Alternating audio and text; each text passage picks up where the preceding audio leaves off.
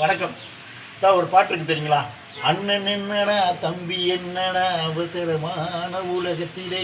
அந்த பாட்டு வந்து எப்போ எழுதுறாருன்னா, இந்த மாதிரி தீபாவளி பண்டிகை எப்போ கண்ணதாசன் போய் அவங்களுடைய கூட பிறந்த சகோதரர்கிட்ட வந்து உதவி கேட்குறாரு. ரொம்ப ஏழ்மையான நிலையில் வந்து என் பிள்ளைகளுக்கு தீபாவளி வந்திருக்கு, ஏதாவது ரூபா கொடுக்கணும்னு பணம் இருந்து கொடுக்கவே இல்லை.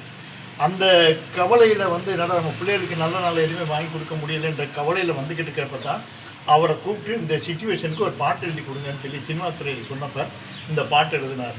என்ன பாட்டு? அண்ணன் என்னடா தம்பி என்னடா. எவ்வளோ அழகான பாடல் பார்த்தீங்களா? எவ்வளோ வறுமையான சூழ்நிலையில் உன்னதமான ஒரு பாடலை வெளிப்படுத்தியிருக்காரு. இது எதுக்கு இப்போ சொல்கிறேன்றீங்களா?